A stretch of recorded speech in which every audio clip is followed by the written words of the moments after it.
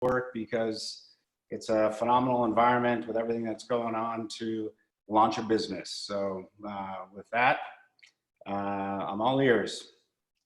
Thank you, Bob, and thank you to all of our judges. Just so everyone watching will understand, we do have some set criteria that the judges will be using to evaluate each team. The criteria are here on the screen. I won't read through all of these, but just to highlight the 4 key areas: feasibility, team, values, and then overall around how well did this team pitch, present, and persuade. So each team will be rated on those 4 criteria by each of our judges, and then the top teams will win. And what is it they're going to win? Well, they win prizes. We have 2 divisions. We have an undergraduate division and a graduate division. And the first place team in each division wins $10,000. The second place team wins $2,500. All the other finalists are guaranteed at least a minimum. All the finalists are guaranteed a minimum of $1,000.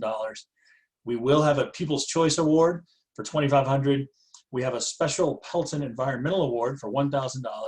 And then, as was mentioned by David earlier, we have $25,000 in research and development credits, courtesy of Transfotech, offered by David Aryeh and Joyce Utz, who is a wonderful Georgetown alum. So that's what the teams are vying for tonight. And we want to give a special thank you. The prize money and so much in our overall program none of this would be possible without the generous support of donors who give to Georgetown Entrepreneurship and really make our mission possible. So we want to give a specific thanks to the Lowe family, the Peloso family, Bob Seidler, Dr. Joseph Pelton, and Transfotech. Thank you so much for making tonight's event possible. And with that, I am now going to turn it over to Mike Malloy, the commissioner of the Georgetown Entrepreneurship Challenge, who's going to set the stage for the rest of the evening. Go, Mike. Yeah, so thank you everybody for being here tonight. This is not just a one-night event. It's actually been more than a month of pitch competitions all across Georgetown's campus and actually all across the world, as we've had students from Ukraine and New Zealand and several other places logging in virtually to attend a variety of Zoom video pitch competitions. And so each of the student entrepreneurs delivered a 5-minute video pitch that we've had various panels of judges. I think we had 34 undergraduate teams with 51 students and across 5 different Zoom rooms like these. However, I will say none of these Zoom rooms had 158 or more people in them. We were doing more the 10 to 15 size rooms. As we went through all of the preliminary pitches, the judges helped to select the top 6 undergraduate teams, and you'll be hearing from each of those 6 teams tonight. And then on the graduate side of Georgetown's campuses, we set up basically a March Madness bracket style competition. There was no NCAA basketball this year, so we did our best to fulfill people's needs for that by setting up preliminary pitch competitions in the Law Center, School of Continuing Studies, the MBA and the Masters in Management program, as well as the Med Center. And so we selected one winner from each of those 4 programs, and then we had a grad wildcard event last Thursday night where any team that pitched an event and didn't win had a second chance to make it here to the finals. So we've got 6 teams in the finals selected out of the top 45 graduate teams. And overall, we've had 49 judges help in these pitch competitions. So I really want to express a lot of gratitude for all of the judges who gave up their time and weeknight evenings from 5:30 to 9 or so over the past month to help select the teams that made it here. And so here's a look at the teams from the undergraduate and graduate division that you'll be hearing from tonight. We've got about 5-minute videos from each of them that we will be playing.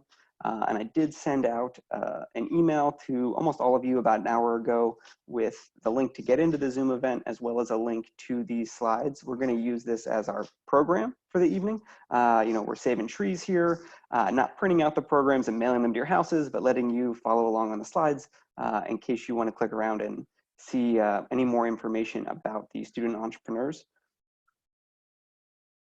And so just a few things to keep in mind tonight. First off, please keep your microphone muted throughout the event.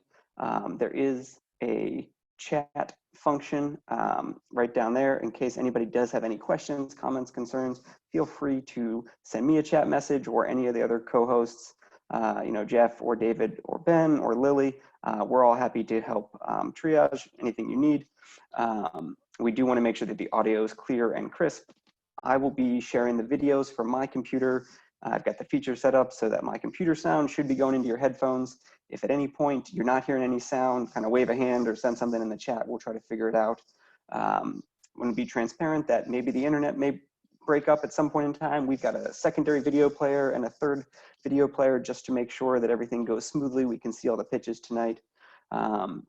And after each pitch, the judges, who you heard the introductions from earlier, will be submitting scores through a Google form. We'll be calculating those scores in real time. So at the end of the event tonight, we'll be able to announce the winners of the $35,000+ in prize money.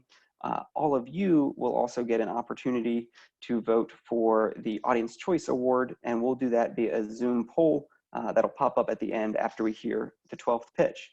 And with that, I'm going to pass it over to my co-host, Lily Shui, to introduce the first team. Awesome. Thank you so much, Mike. Welcome, everyone, and thank you again for coming. I know the pitchers are very excited to share their business ideas with you, and I'm sure you're equally excited as well. So as Jeff and Mike has mentioned, please take note on some of the presentations that you like, and then vote for the people's choice at the end.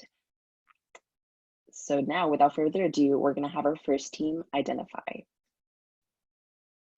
Hi there, I'm Jalen Smith, and I'm here to talk to you about Identify. Here in the US, something as small as a little plastic card can be the difference between life and death. Most of us are able to take our driver's license or birth certificate or passport for granted, but there are hundreds of thousands of Americans at risk of losing this most important proof of who they are.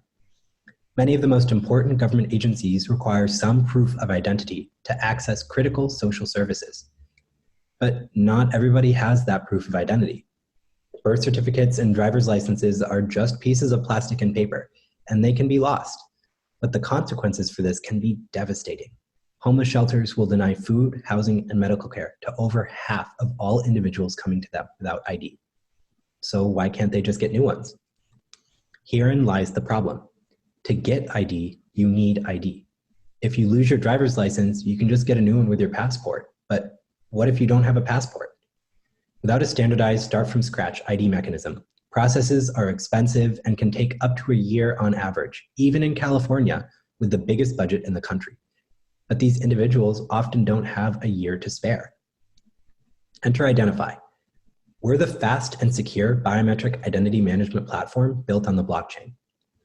We use users' biometric data to link them with their identity. First, new or existing biometric data is uploaded to our platform and encrypted with a unique hash. This occurs before anything even touches the cloud. That means your precious biometric data is secure. The identity hash is then integrated with our Identify platform and connected to our government's database. It is then ready for use. Now, when a person without documentation needs it, they provide relevant identifiable information and run their biometrics through the Identify system. The system migrates government agencies' existing data seamlessly while tracking and securing that data for the safest identity profile yet. So Identify can cut this dreadful year-long process down to size. Now, using your fingerprint is no different from using your ID, and a new one is just a week away. Identify is built on IBM's blockchain platform, interfacing with customers through a JavaScript application to offer both scalability on the cloud and strict on-prem requirements. Right now, we're building a data migration tool to help government clients and contractors migrate legacy databases onto our platform too. We're partnering with the top biometric hardware providers to ensure that Identify's platform is compatible with leading data formats. We are also partnering with industry-leading CRM and cloud providers to offer clients flexibility and scale. We are also uniquely positioned in the government tech contracting environment. The government sets aside hundreds of billions of dollars specifically for contracts with small, minority-owned businesses and young entrepreneurs. To speak frankly, this is one of our unfair advantages, and we are ready to leverage exclusive arrangements with the federal government to grow rapidly. Right now, this is money just asking to be spent, and the government is looking for clients just like me. Identify is supported by an amazing team too. I'm proud to be working alongside John and Xavier, who have a wealth of experience from a number of industries and who complement the team excellently. John is a resident tech guy. He handles the heavy engineering side, and Xavier, the product king, does the rest. I'll just take a minute to say it's crazy to be here presenting Identify. This idea started years ago when I was just starting out as an intern at the FBI. When I was placed in the security division, I saw the massive waste of time, energy, and money that was the FBI's background check process, and I started to think of solutions. But that process is just one of the many ways we can implement Identify. We're intentionally deciding to work with the public sector from the start.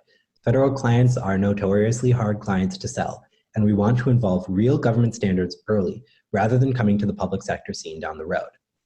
We're treating this first phase as a mini incubator.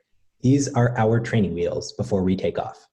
From here, we intend to grow our clientele through the government, starting with smaller agencies and departments to more deeply integrate Identify with existing government tech providers. After this, we will double down on the network effects of our data platform and target the largest and most prestigious agencies around. Specifically, we're starting with small subcontracting opportunities in human resources and compliance departments. Then we will expand to target state and local agencies like police departments and DMVs. And we will finally reach the scale to meet the requirement of large agencies like my home, the FBI. So where do we go from here? For our current development needs, we're going to use this funding to strengthen our current prototype. We will implement deeper analytics and expand server space. And we'll also invest significantly in QA testing to ensure that we're meeting those strict government standards. With your help, we know that we can make a difference in providing efficiency and security for our most precious personal data. So join us and give everyone access to their identity. Thank you. Great, awesome. Thank you, Identify. Good job. So now we're gonna give our judges. I'm Jalen Smith, and I'm here. So now we're gonna give all of our judges a little bit of time to do the rating before the next team starts.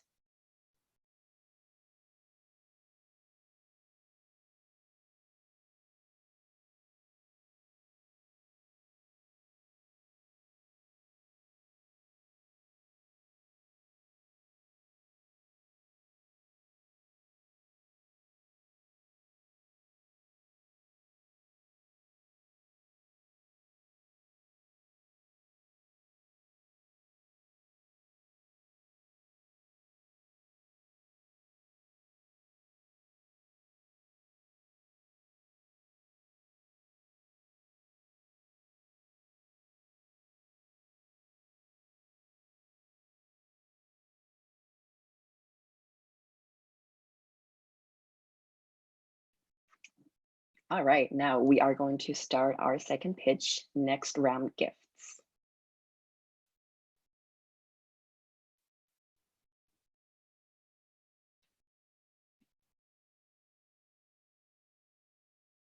Hi, everyone. It's summer break and your college roommate is turning 21. Ordinarily, you buy him a round of drinks, but he's across the country. So what are your options? Now imagine you're a young professional and find out your buddy in another city just got a big promotion. You want to buy him some champagne, but what are you going to do? Finally, you have that oh shoot moment when you realize it's your niece's birthday. It's too late to send a card in the mail, but you don't want to just send a text. How can you recover from this slip up? What if I told you there finally was a solution for all of these scenarios? And then that solution was my company, Next Round Gifts. Next Round Gifts is an iOS app that, put simply, is the fun way to send money to your friends. Other payment apps focus on debts or splitting the bill, but lack the personalization needed when sending money as a gift. Next Round is able to solve this problem by creating a more fun and personal gifting experience. With Next Round, the sender chooses from 5 different drink options, all priced differently, by simply tapping or dragging the selected drink onto the bar. The sender is then brought to the checkout page where they can add a personalized note to their gift. When the receiver opens the app, they will receive the personalized gift note and they will see the drink in their fridge. Lastly, the recipient empties their fridge, which transfers the funds into their bank account, which they can then use to buy a real drink at an actual bar. And to be clear, the recipient is getting real money, and the drink is just a fun, symbolic representation of the dollar amount that is sent. In a survey we conducted of over 100 people, many cited the impersonal nature of mobile payments as the main deterrent for utilizing them to send cash gifts.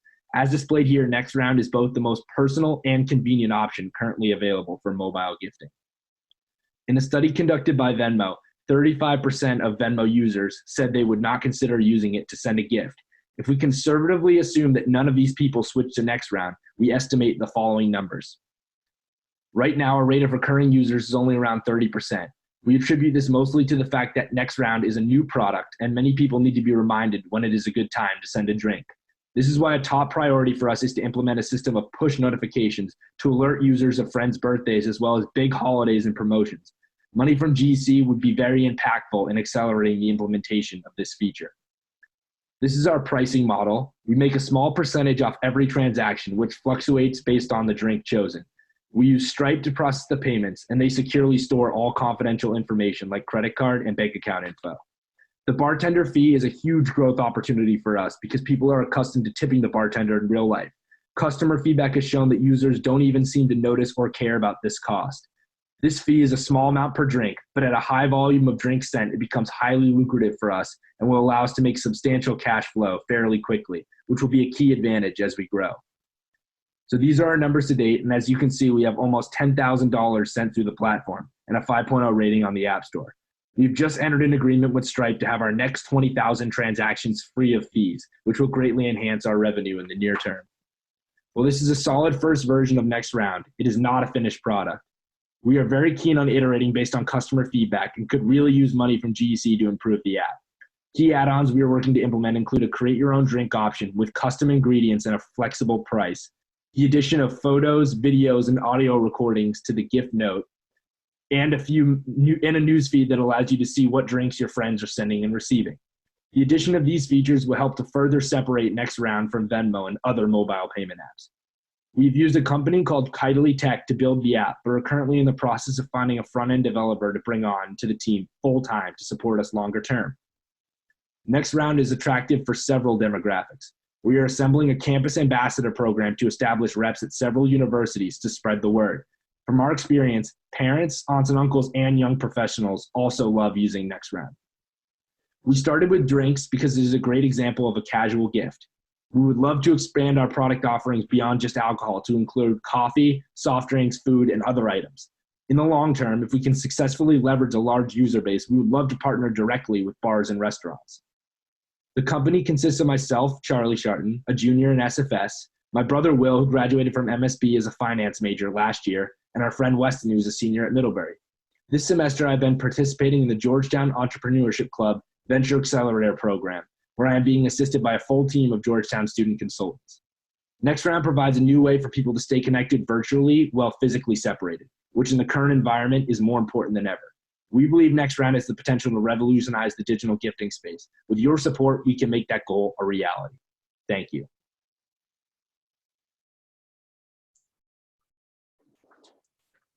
All right, great job. So this is Jeff. I'm back to, while we have a break between a couple of the pitches, I'm going to give out our first round of the 2020 Entrepreneurial Excellence Awards. So this is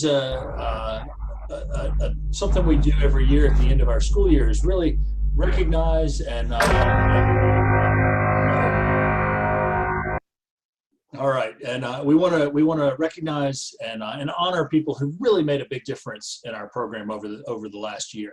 So the first of these awards is one we give out to outstanding mentors, and these people have gone above and beyond to really make a difference in mentoring our students. We think that it's really, really important in Georgetown's entrepreneurship program to give as much one-on-one individual attention to each student as we can. There's only so much you can do in batch processing when you're working with individual entrepreneurs. And the people that we're going to honor tonight have really gone above and beyond to make a difference this year. So the awardees of the Outstanding Mentor Award are John Jabara, Howard Eisenberg, and Dave Terzian. John is our Francis Xavier for Georgetown Entrepreneurship. He's like a missionary going out into the world and conquering new ground for us. Over recent years, he's really worked hard to build our connections within the medical center at Georgetown, and over the last year, really been strong with the School of Continuing Studies. We have a vast expansion of entrepreneurship curriculum and student activities going on in the School of Continuing Studies, and we have John to thank for that. He has also stepped up this year to help create the beginnings of an initiative around the business of esports. And so we thank John for his efforts over the last year. For Howard Eisenberg, this is his first full year as an entrepreneur in residence, and he really dove in really deep in his first year. He has essentially been the dad of the Yellow House, which is a on-campus living learning community where a lot of entrepreneurial activities happen. And he's really stepped in to help with a lot of mentoring for our Venture Lab companies, as well as many student entrepreneurs. He's connected us well with the Maker Hub, which connects in with his background in a lot of engineering and manufacturing processes. So we thank Howard for his efforts this year. Dave Terzian is perhaps our most prolific EIR. He ends up logging more hours with students than just about anybody else. He is a workhorse when it comes to our weekly Chalk Talk sessions, and has become a trusted mentor for so many of our students and alumni entrepreneurs. He has really helped us with applications and interviewing for our summer launch program, and has built a lot of connection with the CCT program in the graduate school. So we thank these three members of our community for their outstanding mentor work over the past year. And now we will move on with the next few pitches. Awesome. Thank you so much, Jeff. So just for clarification, all of our teams, the two teams just presented, are undergrad teams. So is the next four. So now our next undergrad team would be Palanor.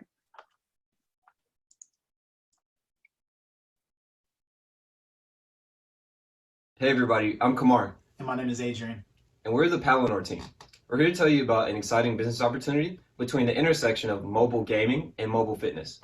So the problem is simple. People often cite boredom and accountability as reasons why they stop exercising, and quite frankly, these are challenges Kamar and I have both faced in our own fitness journeys. On the other side of that, we've also seen from our research that 65 to 70% of Americans play mobile games because of the addictive quality of the mobile gaming landscape that isn't quite integrated into the mobile fitness landscape as of yet. Absolutely. And our solution is called Palanor. And it's a marketplace where users can stream immersive audio content as well as video content that transforms your normal workout into something spectacular. So just imagine, instead of jumping jacks, now you're dodging a barrage of bullets or lasers. Let's cut to a scene from one of our Palanor faithfuls that is going to demo the Heist EP. You've got 5 armed operatives on their way. For 60 seconds, you will complete jumping jacks as you avoid the barrage of bullets. Go.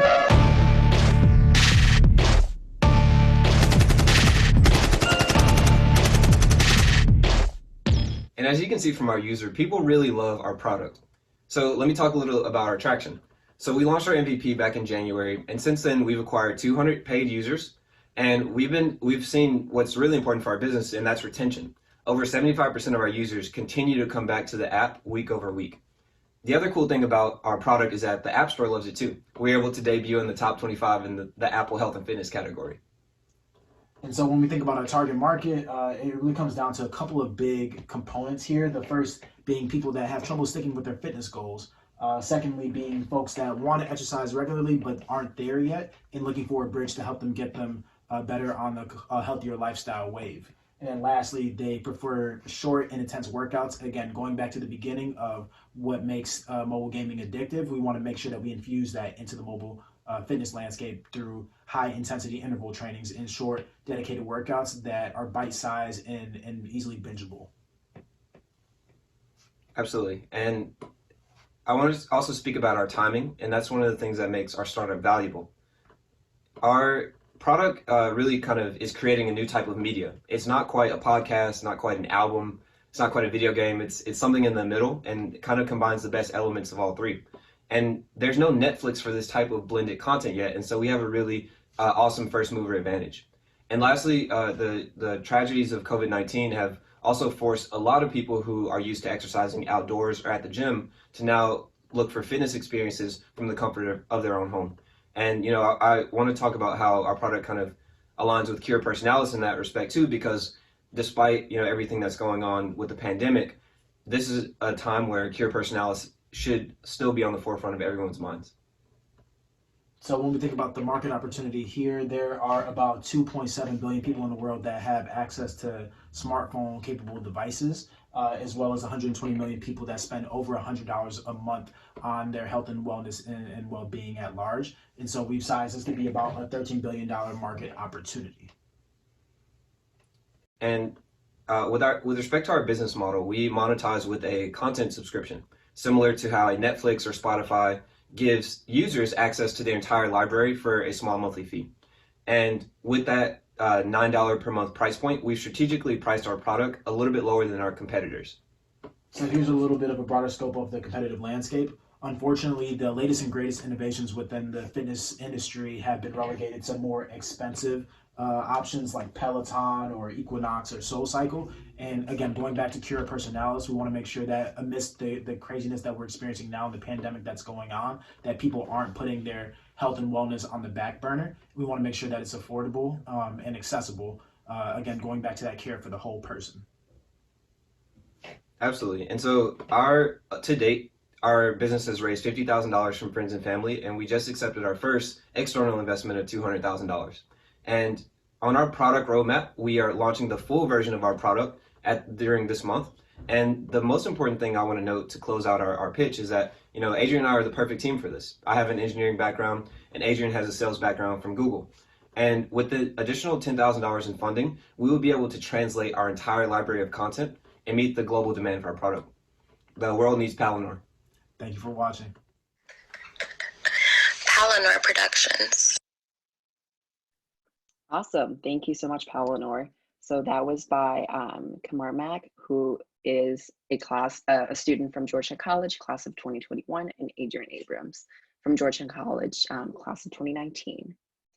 Now we are going to give the judges a little bit of time to submit their scores.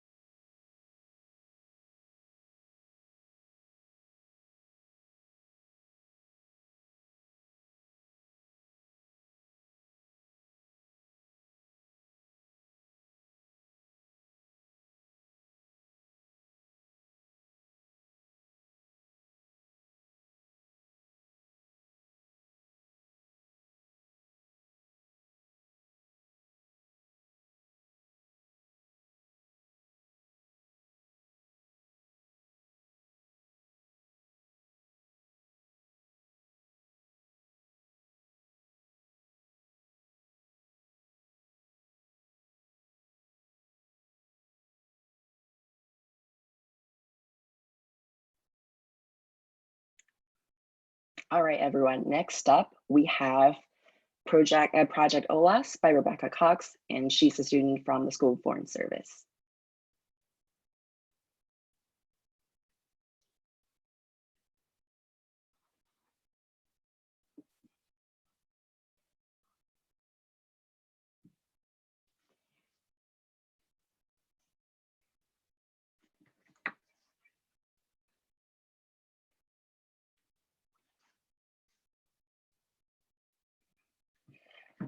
Sorry about that. Let me turn on the audio.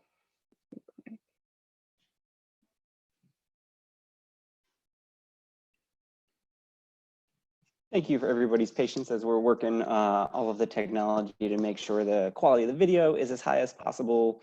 There's no lagging and you can hear the audio. All right, here we go. Hi, I'm Rebecca Cox. I'm the CEO and founder of Project OLAS. We employ moms in vulnerable Central American communities as Spanish language tutors via WhatsApp. This is my mom. She passed away when I was 10 years old to breast cancer, but when I was 16, I got the chance to go to Spain where I met my host mom, Isabel. And Isabel's the whole reason that I stayed in Spain for 2 years rather than 1. And this is another mom. Her name is Libby, and she'd like to provide for her 2 daughters by becoming a teacher. Unfortunately, that's not an option for her because she lives in the Guatemala City garbage dump, where her best option currently is to make between $3 to $5 a day engaging in dangerous work. And this is Ava. Ava is a high schooler in Maine, and she'd like to learn conversational Spanish. Unfortunately, the classroom doesn't deliver that. Outside tutors are too expensive. Duolingo isn't a human being, and free online pen pals are just creepy, especially for young girls. We wanted to be better than their current best options. We did 80+ customer discovery interviews, and we also formed a strong partnership on the ground with a local financial literacy organization called Creamos. Through them, we learned that 70% of Libby's community already has access to mobile phones. And this is what we created.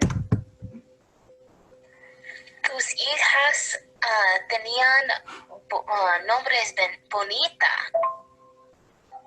Ok, gracias. Ahí puedes decir, tus hijas tienen nombres bonitos.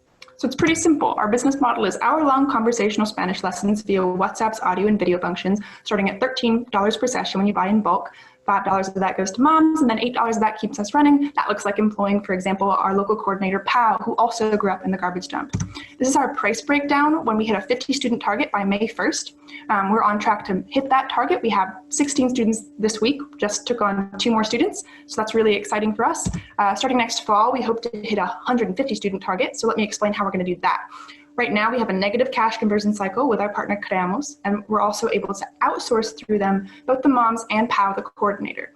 Our marketing looks like B2B. We've got 4 professors in universities across the country. We're going to implement Project OLAS as a 1-credit course come next fall. We've also got B2C, which is especially relevant right now, because not only are we selling to kids who've been abroad or want to go abroad, but we're also selling to kids who got sent home from abroad because of COVID-19.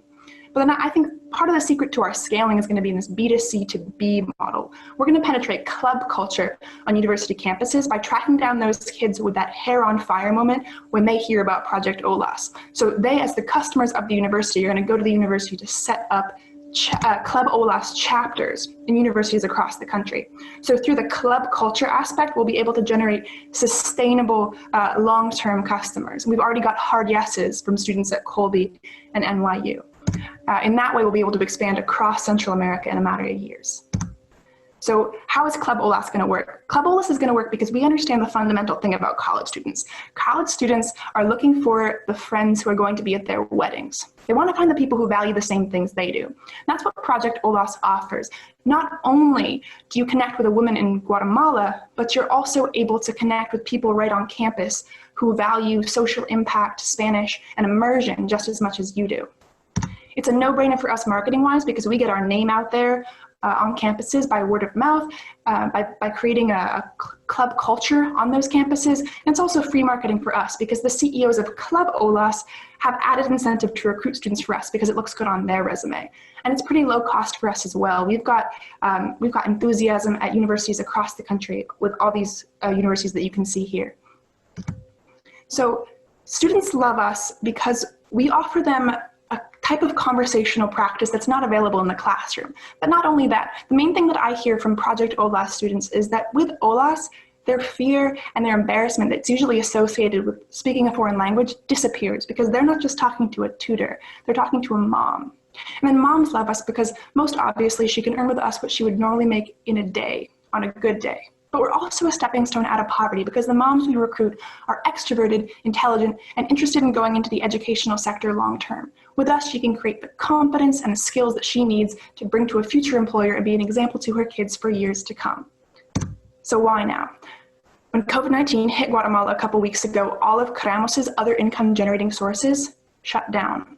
That means for the 10 moms that we employ, we are the only thing standing in the way of them having to return to the garbage dump to sift through trash and risk exposure for both themselves and their families to the virus.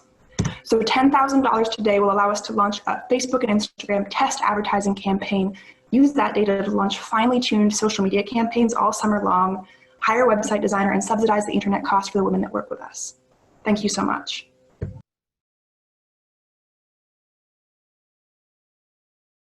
All right, so now I'm back. I get to present our next set of Georgetown Entrepreneurial Excellence Awards. And this set of awards goes to our outstanding entrepreneurship faculty. We really have so many great faculty teaching entrepreneurship. These awards go to some folks who've really stepped up and done some amazing things over the past year. So this year's awards go to Shai Gilad, Pat Enriquez, and Jay Kenny. Shai is perhaps our most prolific entrepreneurship instructor. He stepped up over the past year with 2 new courses. One was our Foundations of Entrepreneurship, which is the introductory course into our entrepreneurship minor. He stepped up to take over ownership of that class, and students just love him, and the enrollment continues to go up. He also took over a course in the School of Foreign Service called Hacking for Defense, which is using Steve Blank's lean startup method. And Shai has come up with his own version of that, which will soon be launching for Georgetown, called Hacking for Humanity. He co-leads our summer launch program, and he was the highest rated teacher in our 8-week executive education program we did last year. So thank you to Shai for all that you've done as an entrepreneurial faculty member over the past year. Our second awardee is Pat Enriquez. Pat was the co-director of this 8-week-long exec ed program last year, and has stepped up to co-teach along with Shai that class for entrepreneurship minors. And she's also led a revamp of our MBA entrepreneurship curriculum and stepped up to help with several electives. So we thank you so much, Pat, for what you've done over the last year. And Jay Kenny joined us not too long ago as an entrepreneur in residence. And at one point he came to me and said, Jeff, I really need more to do. I think he may be regretting that, because we have since then given him plenty to do. And he has been teaching an MBA elective. He has helped with several of our undergrad courses, and has built an undergraduate course on entrepreneurship and entrepreneurial finance and venture capital. And really the students love Jay Kenny as well. So thank you to Shai, Pat, and Jay for your work as entrepreneurship faculty over the past year. And now on to our next student competitors.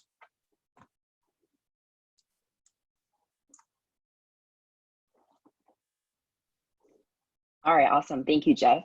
So now we are going to go to School Fashion by Everett Smith. And Everett is a student in the business school class of 2023.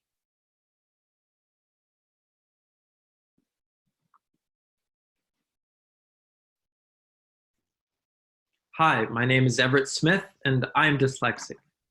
Here's the problem I want to talk to you about today. There's a population living in the United States that feels lonely and stigmatized and full of self-doubt. I'm talking about dyslexic Americans, specifically the 15 million dyslexic students living in the United States, as well as the 58,000 students in independent learning different schools. See, I know from 20 years of personal experience and 45 interviews I've conducted with dyslexic students over the past few months that the same story keeps popping up. Students feel isolated, stigmatized, ashamed of being dyslexic. However, there's a growing movement, especially among young dyslexic students, to find a way to embrace this identity and build a community full of people who understand them. They want to share their experiences and be proud of being dyslexic. They want to be successful because of being dyslexic, not in spite of it, as epitomized by this quote here from a dyslexic student I interviewed. So what do we do about this need to create a community and to embrace identity? Well, my idea was to create a fashion brand centered on the dyslexic experience. See, this is a fashion brand that would serve as a nucleus for dyslexics to come together to embrace who they are and provide support and encouragement to one another, as well as, most importantly, rebranding dyslexia, taking it from the story of a learning disability and saying, no, this is a difference, it's an opportunity, it could be a strength. Because honestly, dyslexics have a brand that we should be proud of. We're part of an exclusive club with some of the most successful people on earth. Muhammad Ali, Tom Cruise, Michael Phelps, Albert Einstein. This is what the face of dyslexia could be. So why is this the team to make it successful? Well, there's me, I'm the visionary. I know how to speak authentically to this experience in this community. Then there's John Green, he's the experience. He's got 28 years experience in learning difference education. He knows all the partners we need to know to grow in this space and find the students that we want to connect with. Then there's the startup money guy, except actually, we don't need him because we already have a fully functioning MVP. We've got an online store with 25 products that hold 0 inventory, so we've got no overhead and we're profitable from day one. In only 3 weeks, we've already brought in just under $900 worth of revenue, and we're functioning on a 40% profit margin. So we know that the business model works, but is there a future? Do we have traction in the market? And I'd say absolutely, because this brand connects with dyslexic students. Almost 90% of those 45 dyslexic students I interviewed want to buy the brand. And we spent months working with those students to shape it into a brand that they want to represent, that is stylish and speaks authentically to their experience. All of these hypotheses have been well tested in the marketplace. So what's our plan to grow? Well, the first would be to target those 58,000 students in learning difference schools. They're concentrated. We know how to get to them, and they're a great place to start and build out our sales. Then we have to move to social media because that's where the students live. That's where they go to connect to one another and build community. So we're going to build a dyslexic community on social media. There are tons of partners we could collaborate with, influencers from 10,000 to 20,000 to several million, like Tom Cruise. I haven't found his email yet, but we'll get there. People we can partner with to grow our presence online and connect with these students, people already working in the dyslexic space. So that's the money. That's why I think it could be a functional business. But why do I really want to do this? Is because, one, I want to give back. That's why 10% of our profits will go to the Hamilton Institute to provide educational resources to dyslexic students who otherwise couldn't afford it. But the real reason that I think this brand epitomizes Jesuit values in Cura Personalis is because by rebranding dyslexia, we're going to give students who feel isolated and stigmatized and full of self-consciousness and self-doubt, we're going to give them faith in themselves. We're going to give them confidence. And armed with that confidence, I think they'll astound us with what they're capable of doing. At the very least, they'll be more successful than they thought they could. They'll be able to contribute to the world in a meaningful way, and they'll be happier knowing that they have a community that they can connect with, knowing that they're part of a story of people who didn't stay in the back of the class but were successful. One of the judges asked me if I was going to expand to other markets like ADHD or ADD, and I said, no, what matters is that this is authentic and I can speak authentically to the dyslexic experience, and I can't do that for other groups. My name is Everett Smith. I rewrote how you spell school, and together we will rewrite how you spell success. Thank you so much.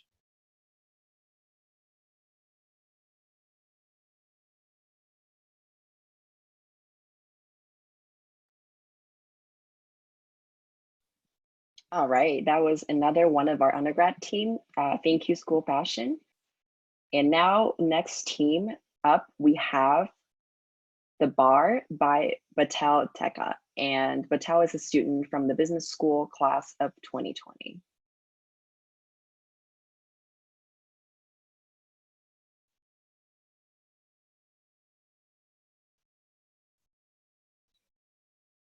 In just a second, while I pull up the slides.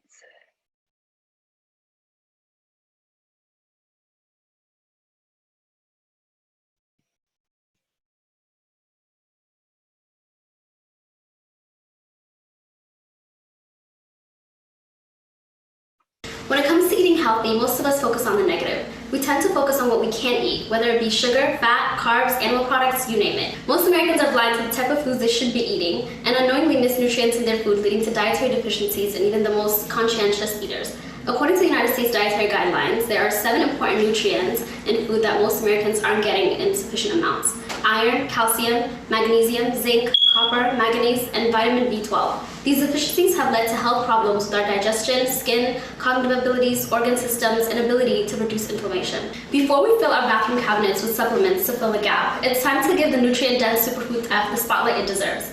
Hi, my name is Tika, and I'm the proud founder of The Bar, a nutritional energy snack that fulfills your daily recommended needs for essential vitamins and minerals. F, the star ingredient of The Bar, has more iron than many red meats, more calcium than a glass of milk, and even more amino acids than an egg. Not to mention, helps meet your daily recommended value of manganese, phosphorus, vitamin B6, copper, vitamin C, and the list continues. Its stellar nutritional profile is the reason why the Huffington Post, the New York Times, and the Washington Post have called it the up-and-coming gluten-free superfood. From health influencers like Dr. Oz raving about its ability to stimulate weight loss, to world-renowned celebrities like Gwyneth Paltrow and Victoria Beckham swearing by F's health-boosting benefits, it's officially time that the average American benefit from this ancient and powerful grain.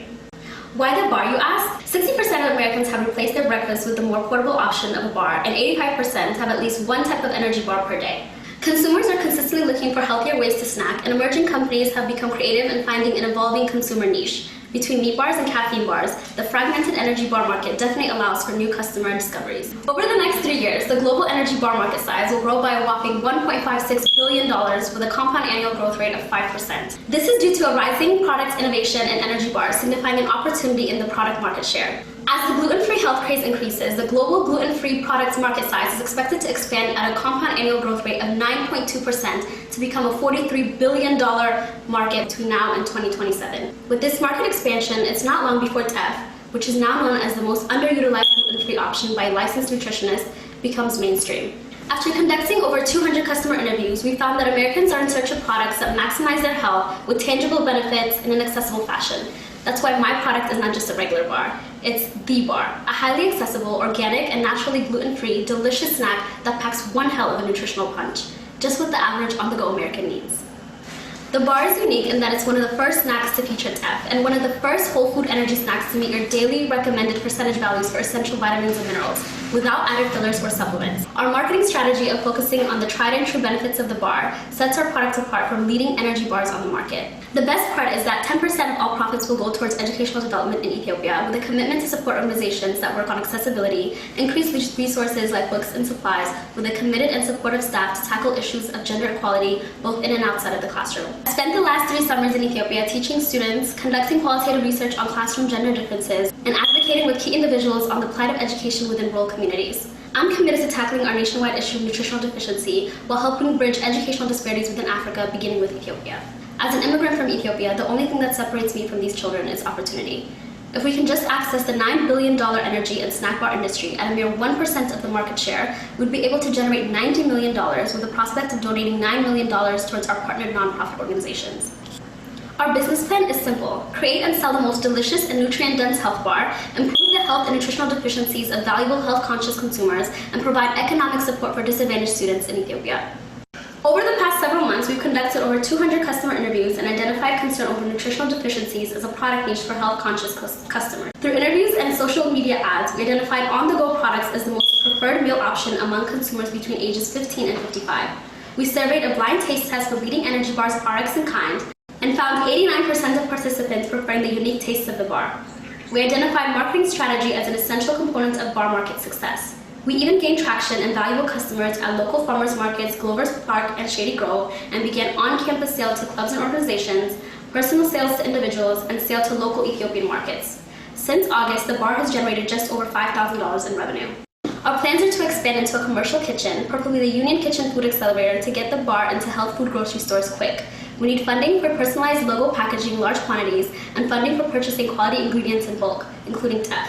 In the future, we're hopeful of fair trade raw TEF exports from Ethiopia, which will help support Ethiopian farmers. My brilliant team of Georgetown students and I are working tirelessly to make a campus presence with the bar, to create an online platform, and to find opportunities to sell the bar both on and off campus. Thank you so much for your time. Wow. Okay, so that concludes our 6 undergraduate presentations.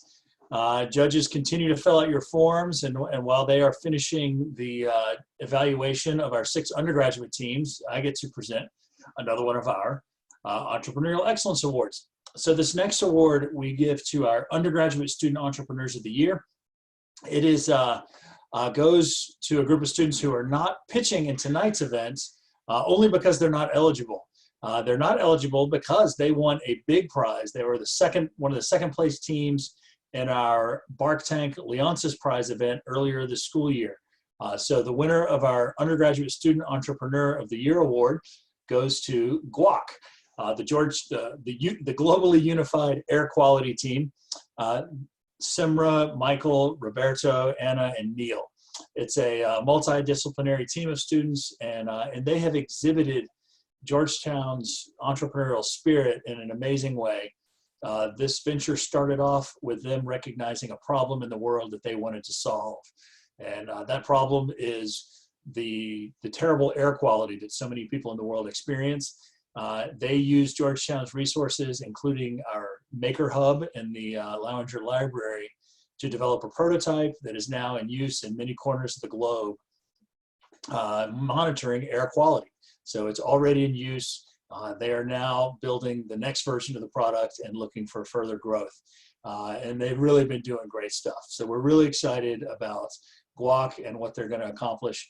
And what they've already accomplished has earned them the Undergraduate Student Entrepreneur of the Year award. Now, they also get another award that we're going to honor tonight, and that is the Pelton Environmental Prize. So we want to thank Dr. Joseph Pelton, who is a Georgetown alum who sponsors this particular prize each year for the Georgetown Entrepreneurial Student Team that does the best job working on environmentally related businesses and solving problems. So thank you to Dr. Pelton, and congratulations to the Guac team on winning the Student Entrepreneur of the Year award for undergraduates and the Pelton Environmental Award. So congratulations to Guac. So pretty soon we're going to start up our graduate student pitches. You've seen the 6 undergraduate finalists, and soon we will have the 6 graduate finalists. But first we have a little commercial here for just what's going on in Georgetown entrepreneurship beyond this competition. I'm happy to just give a shout out. If you're one of the, I think we have close to 200 attendees watching. If you think you want to be on this stage next year, well, one great way to get started is to participate in our rocket pitch competition. That's a 2-minute version where we've traditionally done this live. Who knows what'll happen in the fall semester. We may do that via Zoom, or it may be live. But a lot of the teams you see here tonight started out by pitching in one of our rocket pitch events, which we do twice a year. 2-minute pitch, you get feedback, you can win a little bit of prize money, and it's a great way to get started. Some of our great student entrepreneurs end up competing in the Bark Tank event, which is scheduled this coming fall for October 27th. That's the biggest prize night of the year. We have $100,000 on the line, sponsored by the Leonsis family. And that competition often features teams that have already gone through the Georgetown Entrepreneurship Challenge. So maybe some of the teams you see tonight will end up being in the Bark Tank event in October. We also encourage those of you who love hearing stories about Georgetown entrepreneurs to subscribe to our Venture Forward podcast. Venture Forward is now in its 3rd season, and it features stories of Georgetown entrepreneurs, whether they are students or alumni. And I know I love every one of the stories. Maybe I'm biased, but I think this audience here that loves Georgetown entrepreneurs would love the Venture Forward podcast. It's now on Spotify and iTunes. Check it out. It's a lot of great stories. And the last plug I'll give for right now is for our Georgetown Venture Lab. We have so many alumni entrepreneurs. I think we are now over 42 alumni-led startups that are housed in our Georgetown Venture Lab. It's a co-working space in downtown DC, but beyond just being a space, it is also a community. So that group continues to stick together and find ways to help each other. And it's a way for Georgetown to support alumni entrepreneurs. We have a wonderful group of alumni entrepreneurs, and those who are in the lab and even those who aren't find lots of ways to help each other out. So these are just a few of the many programs we have that go on all year round for Georgetown entrepreneurship. And one other big thing I do want to highlight, we have 24 entrepreneurs in residence. We honored a few of them tonight. So many of the teams who are presenting here tonight have engaged with our EIRs, and they are still available. Even though you can't meet with them in person, You can reach out to them for Zoom meetings, phone calls, Skype calls, whatever works to connect. And many of them have told us they are sitting at home waiting for your call. No, they are excited to reach out and help mentor and advise student entrepreneurs. So even if you just have the beginnings of an idea and you want to reach out, and they're available all year round. So for those of you who are stuck at home noodling on entrepreneurial ideas, here's a great resource. Reach out, go to the website listed here. You can reach out individually to them, and we can help connect you. So there are folks that can give you some good advice on what your next steps might be. So thanks for that opportunity to give a plug. And next up are going to be our 6 finalists from the graduate division. All right, thank you so much, Jeff. Next up, we have Amo Inc. by Ayukanli Amu. Ayukanli is a student from the School of Continuing Studies, class of 2021. And now we will start sharing the video. My name is Ayo Amo. I am in a Master's of Sports Management program, and I am the founder of AMO. What does it really mean to chase your dreams? My entire life, I've been pursuing my dream of being a sports professional. And one night I went to sleep and woke up from a dream that literally changed my life forever. In my dream, I was standing on a patio and a woman approached me holding a chocolate beverage with the word sports written on it. It sounds pretty ordinary, but God was trying to tell me something. The first thing I did when I woke up was research the connection between chocolate and sports. And what I found was that chocolate could actually boost your athletic performance, but not just your average chocolate. I'm talking about cacao. Now you're probably thinking to yourself, what in the world is cacao? Cacao is the most natural form of cocoa. It's one of the world's rare superfoods and contains 20 times more antioxidants than blueberries. And these antioxidants provide essential health benefits for the body. But how does this impact athletes and sports? The specific antioxidants and electrolytes found in cacao help athletes by boosting their energy levels, increasing their endurance, improving their mental focus, reducing stress, and decreasing muscle soreness and inflammation. Now, here are a few problems I discovered. Currently, there are no cacao-based sports drinks in the marketplace. Most sports drinks targeted towards younger athletes completely lack nutritional value and are extremely high in sugar content. A lot of athletes living in inner cities also don't have access to healthier food and beverage alternatives. So I created AMO. AMO is an all-natural cacao-based sports drink that serves as an alternative to sugary sports drinks. Most people know of cacao-based beverages in the form of milk, powder, and protein shakes, but we've succeeded in creating a unique category by extracting the juices from a cacao bean and turning it into a sports drink. This makes AMO the only product of its kind. Here you can see the fluidity of the beverage. AMO comes in 4 natural flavors. It contains 25% less calories, 68% less sugar, and 40% more electrolytes than average sports drinks. At this point, you're probably wondering how AMO tastes. Amidst all the reviews we received, a member from John Wall's camp mentioned that it doesn't taste like anything he's ever had before. In terms of market, we're targeting athletes ages 14 to 19, and currently the functional beverage industry is growing at about 8% and projected to be $208 billion by 2024. We plan to launch our product in-store, online, and through partnerships. We've already been pre-approved at about 7 to 8 locations in the DC area, and we also plan to place our product in multiple areas categorized as food. Projecting gross margins of about 42% and anticipate our cost of goods sold to decrease over time given larger purchase orders. We're currently seeking funding to successfully launch our product, conduct more research and development, and participate in more sponsorship and marketing opportunities. Typically, food deserts are located in low-income areas. Each year, we plan to provide beverage sponsorship to a number of high school athletic programs located in these areas. In order to qualify, the program must participate in the AMO Athletic Camp.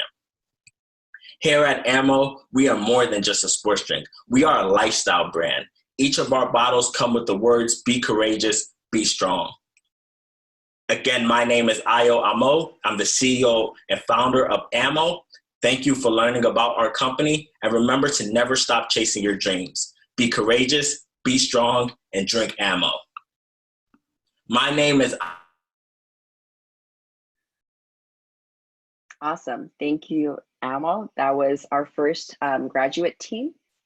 And now we will give our judges a little bit of time to tap their scores.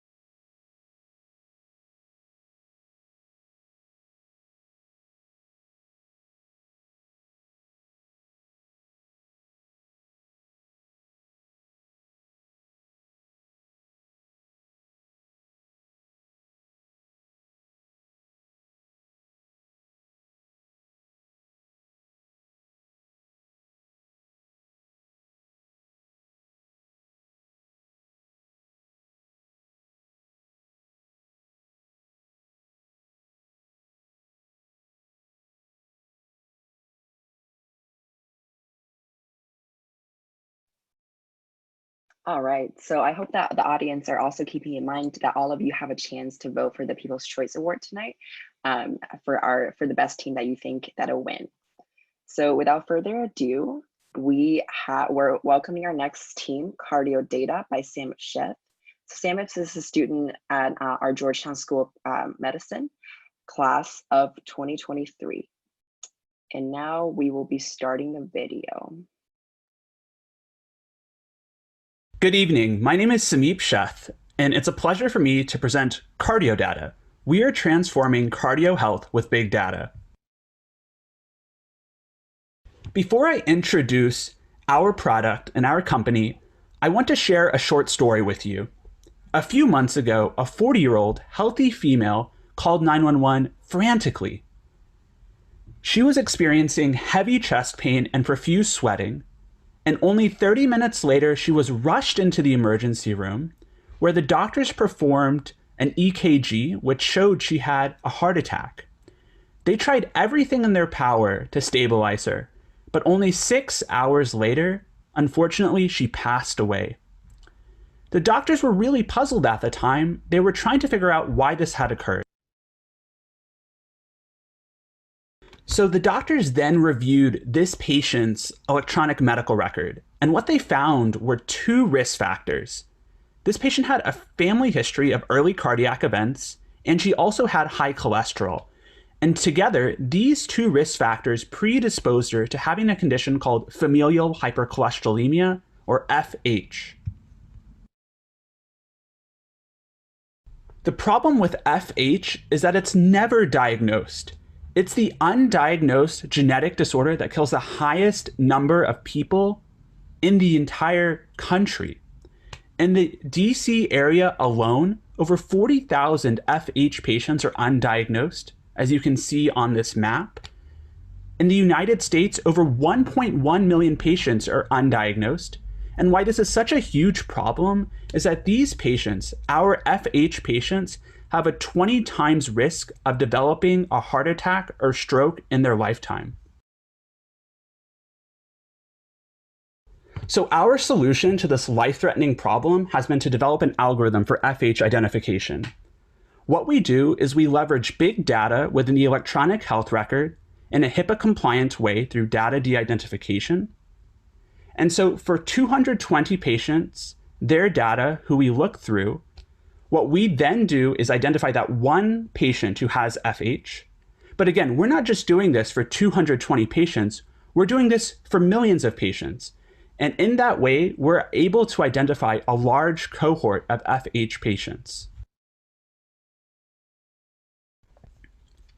Our solution is not just identifying these patients, It's connecting them to care and improving their lives and their health. We do this by patient outreach with a decision support tool and the electronic health record. We then track these patients, their medications, their outcomes, and if they've had family screening.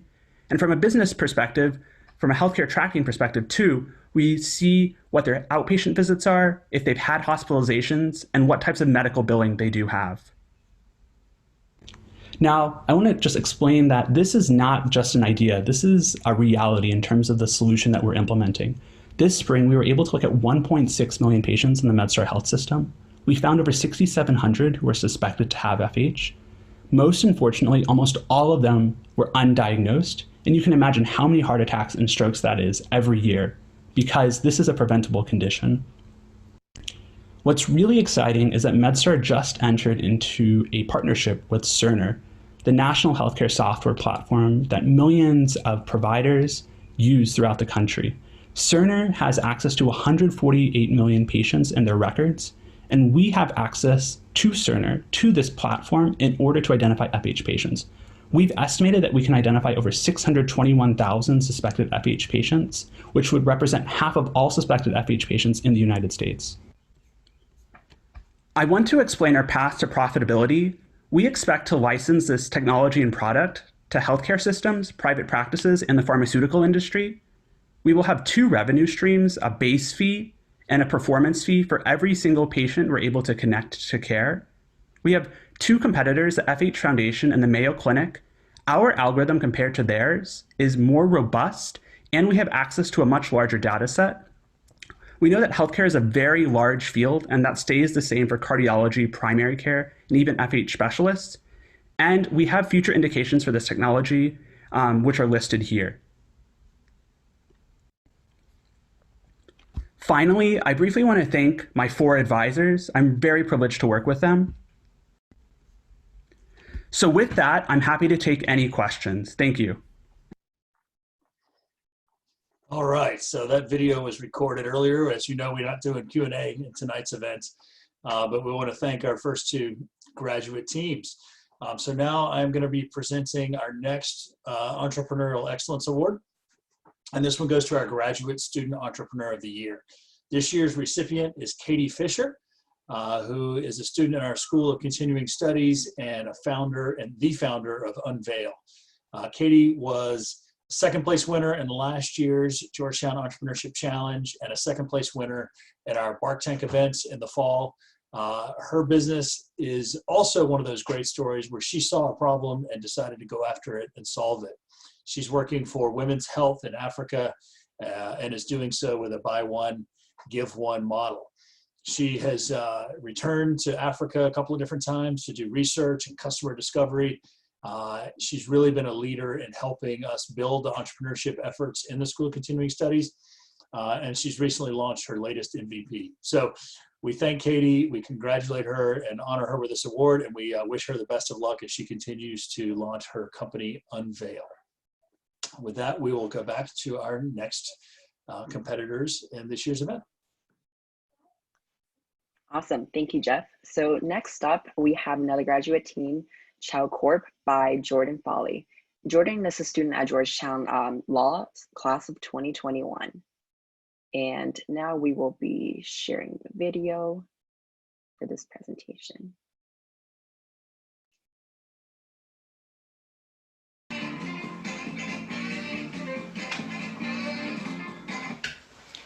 Hello, my name is Jordan Foley, and I'm a Law Center student, and thank you for allowing me to compete in the Georgetown Entrepreneurship Challenge. This is our nonprofit, Chow, empowering veterans through the culinary arts. We're food trucks on a mission. So who is Chow? Chow is a mobile community builder. We're a 501c3 nonprofit, incorporated in Maryland. We provide services for veterans through cooking therapy, cookware donations, culinary education, and pathways to food truck ownership. So why am I standing here before you? Well, this Pew Research Center statistic says a lot. 4 out of every 10 post 9/11 veterans suffer from some form of post-traumatic stress. The truth is the transition to civilian life is never easy, and when considering a career change, it can be daunting.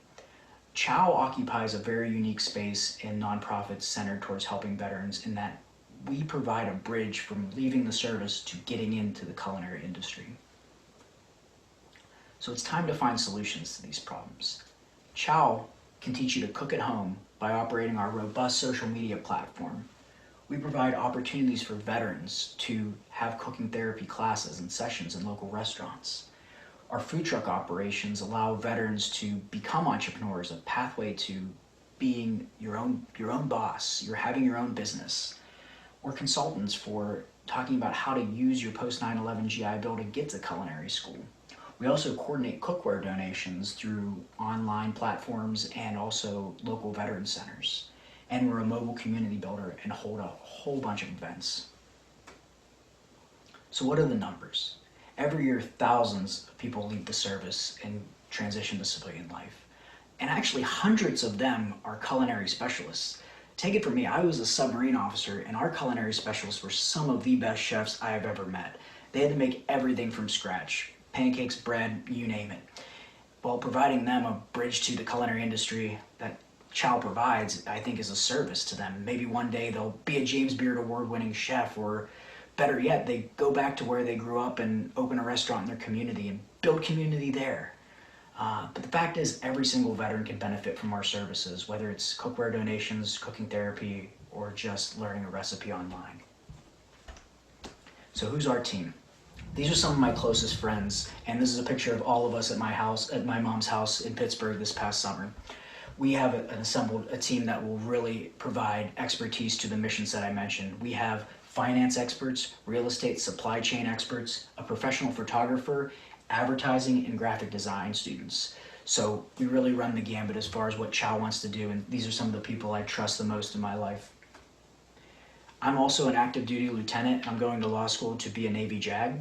I was just accepted for what's called an Eisenhower Fellowship, where I'll be traveling to Taiwan next year to not only grow Chow and understand how nonprofits can work better with government agencies, but learning about how Taiwan does it and how they do things well, and bringing things back to America to help us bridge the gap between the private nonprofit sector and also the government programs.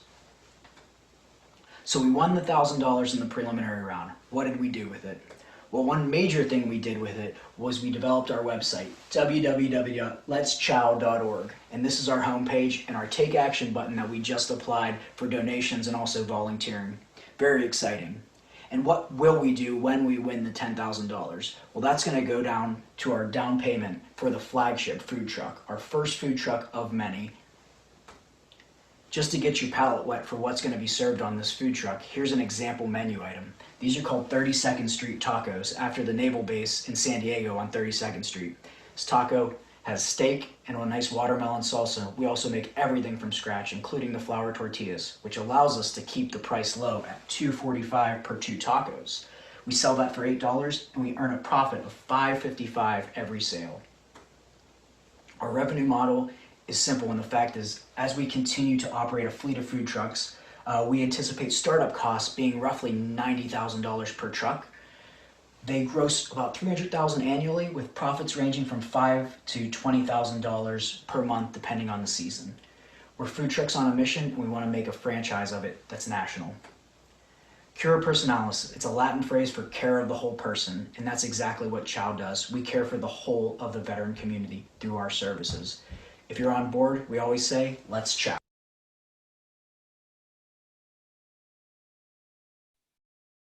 All right, so ladies and gentlemen, that was Chow Corp. And now we will give our judges a little bit of time to tally their scores.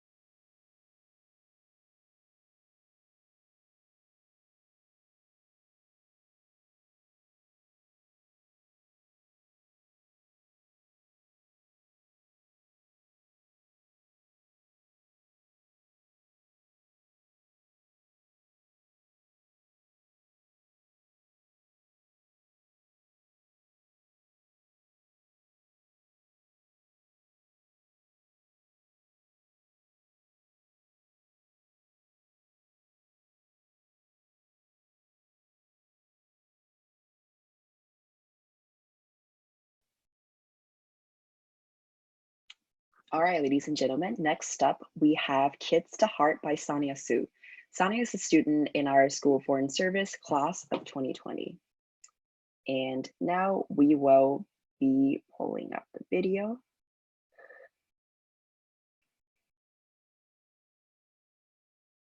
Hi, I would like to introduce my idea for a hybrid social enterprise called Kids to Heart. When asked a class of 20 undergraduate and graduate students on how many of them personally knew of someone affected by cancer, every single hand went up. Here's the thing, it's likely not a matter of if, but when your loved ones are diagnosed and put on a treatment plan, it's mostly about what happens inside the hospital. And everything that happens outside the hospital is really up to the patient, and if they're lucky, friends and family.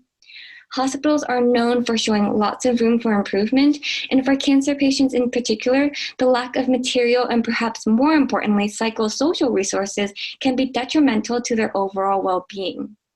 But friends and family are also at a loss, resorting to giving socks, blankets, and even coloring books, which, while well-intentioned, just aren't enough. Frankly, we can and need to do better. Cancer does not have to be a lonely journey. My solution is a thoughtfully designed, curated cancer care kit. This would embody Georgetown's core value of caring for the whole person, in that it would not only include items that one may actually need during the course of treatment, but also provide a way to connect and find resources for mental health and psychosocial support.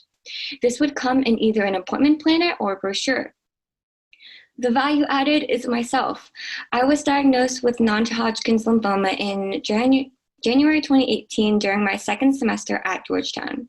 I know what it's like to go through treatment, not once, not twice, but 3 times, meaning I not only have the experience, but also the networks.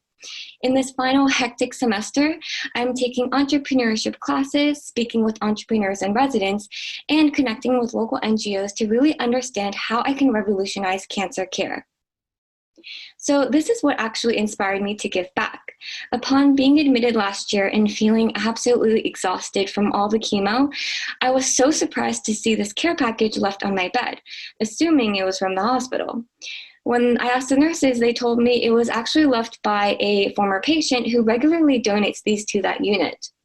The gesture really taught me the importance of community, and I knew that I would try to be that inspiration for others. So it's weird to talk about market size for cancer, but the truth is, this year alone in the US, 1.8 million people will hear the words, "you have cancer." By 2040, that global burden is expected to increase to 27.5 million cases. In its own category, nearly 90,000 young adults are diagnosed with cancer each year, with 1 million cancer survivors in young adulthood. My go-to-market strategy is to first understand what patients want and when.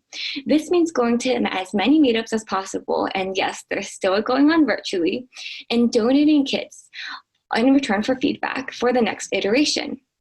Supply chain will depend on collaborating with like-minded partners, and I've been in touch with Ulman Foundation in Baltimore and Smith Center in DC, as well as other cancer organizations.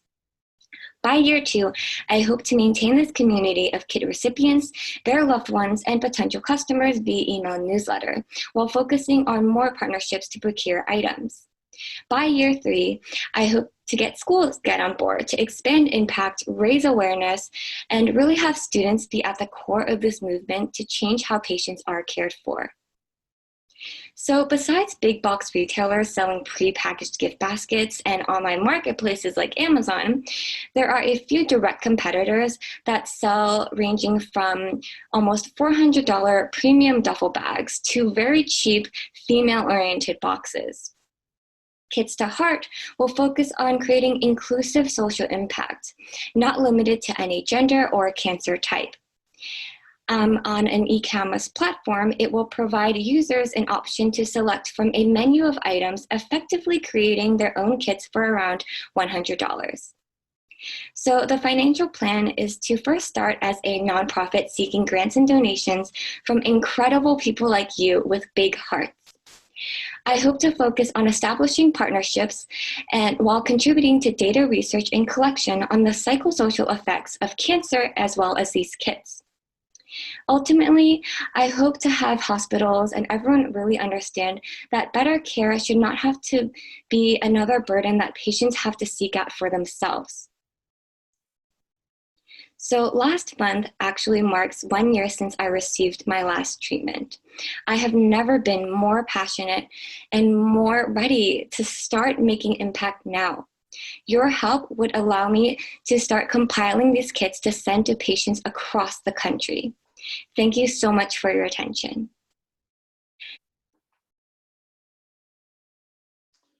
All right, we've got a lot of great presentations tonight. I'm excited to see what comes next. But now what we're going to do is we're going to present a special award. This is one that we only present on rare occasions. It's our Lifetime Achievement Award. This year we make this award presented to Professor Jim Hunt. And many of you may think that Georgetown Entrepreneurship started when I was hired to create a program, but Jim has been teaching at Georgetown for 23 years. He was leading MBA courses. He's taught, I think, at least 6 different MBA courses over the years and was leading the curriculum before I arrived. I have met students from all over the world who took his classes decades ago, and they absolutely rave about Jim as a teacher. Over the last year, he actually stepped up and taught his first undergraduate course as well. And we're glad he was able to do that. He has led a course in the MBA program for the last few years called the Seed Investment Practicum, through which he has actually invested $100,000 in mostly Georgetown-related startups, which we hope will return him some big rewards one day. And he's been a prolific angel investor and a venture capitalist, and a real strong addition to our community. I'll never forget the first time Jim and I met. He knew that this new guy was coming in to run Entrepreneurship. I think he was a little worried about what might happen to his teaching load. I think he was worried that we might cut him out, but we met over 1 beer at the Tombs, which turned into 4 or 5 beers. And the 2 classes that he was teaching turned into about 6 classes within a couple of years. He eventually had to tell me that his wife needed him to cut down on his teaching. So he helped me actually recruit several other adjunct faculty who are still really active and successful in our program. So with that, I'm happy to present this year's, well, one more thing I guess I should say is Jim has told us he's going to retire from teaching starting in the fall. He's got 1 more class. So he's going to finish out this semester, and then fall semester 2020, he's going to teach his MBA Seed Investment Practicum course. And then he's going to ride off into the sunset and continue to run his successful venture capital firm and all the other activities he does. But we want to thank Jim for all the years he's dedicated to Georgetown Entrepreneurship. Thank you, Jim Hunt.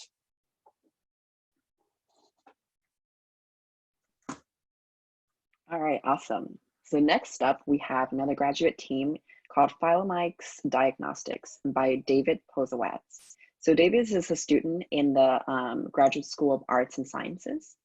And now we will be pulling up the video.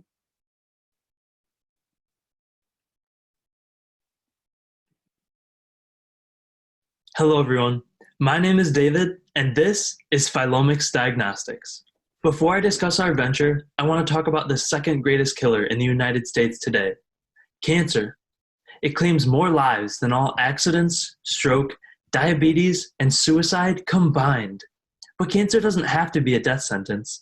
Detect early, and we can more than double survival. Detected early, prostate cancer has a survival rate near 100%. Detected late, and that drops to just 28%. The same is true for colorectal and ovarian. We spend billions detecting and treating cancer. Between imaging, colonoscopy, and repeat blood work, we've identified an $11 billion cost savings opportunity from early detection. But current tests aren't just expensive, they're ineffective. Colonoscopies are highly invasive, resulting in compliance of only 20%. The PSA blood test for prostate cancer is grossly inaccurate. And for pancreatic cancer, we lack a reliable screening tool altogether. This mission is personal for our team. All of us have lost loved ones to cancer because they were diagnosed too late. My name is David Posawatz. I'm an MS in biotechnology here at Georgetown and an admitted MD MBA candidate at Tufts University. Bhavesh is an alum with experience in clinical trial management. Charles studies phylogenetics and molecular biology at GW, and Dr. Omri has decades of experience and is the inventor of our solution. So here's what we do. Our liquid biopsy detects multiple cancers early when treatment is most effective. First, we collect blood as a part of your annual physical. Unique metabolites in the blood are then detected by mass spectrometry, and the signal is read by our proprietary bioinformatics algorithm. This process relies on a novel combination of phylogenetics and metabolomics. Allow me to explain. Cancer cells produce unique metabolites, or waste products, that we can detect in the blood. Much like doing emissions testing on your car, when something's wrong with the engine, we see particles in the exhaust that shouldn't be there. So how do we make sense of these waste products in the blood? Using phylogenetics, we can differentiate between metabolites produced by healthy cells or cancer cells, allowing us to characterize the evolution of cancer in the body. To minimize risk and speed up our revenue stream, we're taking a staggered approach to product launch, by starting with the less regulated, more penetrable markets and building up to higher value markets. We start by first selling to academic medical center labs as a research tool for animal model studies, then to consumers through a physician referral network as a lab-developed test. This is how consumers buy our test before insurance coverage. And finally, as an IVD for use as a diagnostic in clinical settings. This is a huge market with significant unmet need. Bigger multinationals in the space serve as potential partners or acquirers, and smaller companies can be grouped based on technologies like circulating tumor DNA and exomes. However, we're better in at least 3 ways. First, we detect earlier, meaning higher survival. Second, with better accuracy, meaning reduced testing costs and eliminating redundant tests. And third, we use the existing hardware and process of mass spec, so we're capital light with no hardware development or retraining required. We're really excited with our traction thus far. The tech is sound, with 13 peer-reviewed publications, 15 years of R&D at Georgetown University and the NIH. We were selected to join Halcyon Incubator, Mass Challenge, and Capital Factory, meaning we are in the top 5% of applicants for each.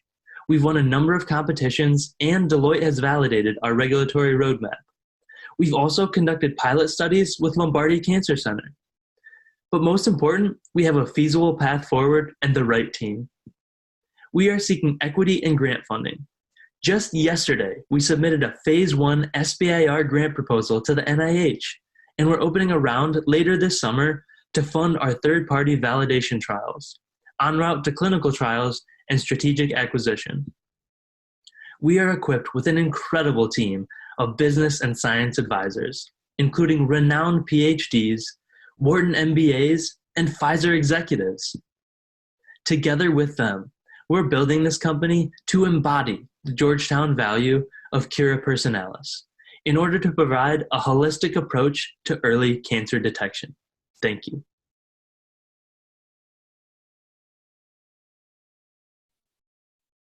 All right, awesome. So now we will give our judges a little bit of time to tally the scores, and then we will be welcoming our last team.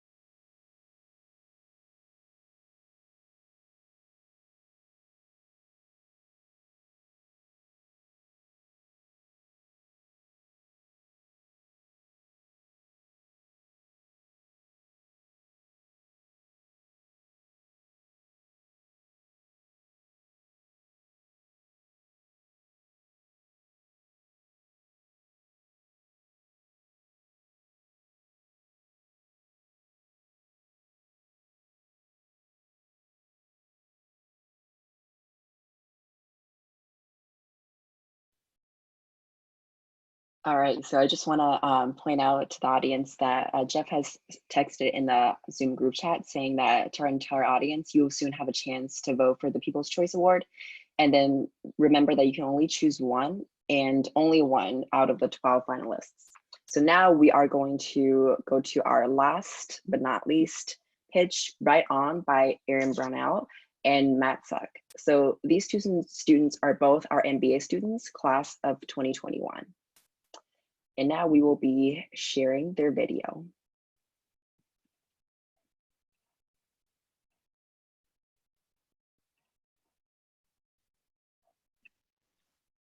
I'd like to introduce you to Right On, the new way to onboard remote employees and build strong teams. We began Right On knowing that remote work could be better.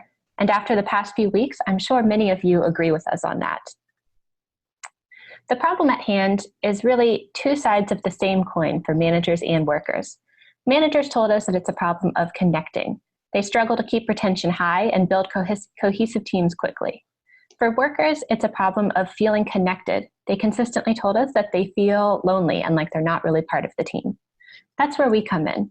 By streamlining the onboarding process and making remote workers feel like part of the team from day one, we've created a software that solves a massive problem in a simple way.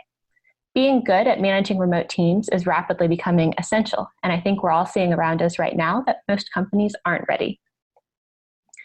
Our team has only ever met each other the exact same way we're meeting you now, on a screen. And part of what inspired us to tackle this problem is the knowledge that we are far from alone in making this transition. Our own experiences over the past few weeks, as well as the hundreds of conversations we've had with managers, remote workers, and researchers, have only validated the need for the Right On solution, and it's shown us that the problem is even bigger than we had imagined. Our initial focus at Right On is on the first onboarding experience, and there are two big parts to that: paperwork and people. We help with both. First, Right On allows managers to onboard new employees with one click, streamlining the early documentation and information sharing part of onboarding that just can't be avoided.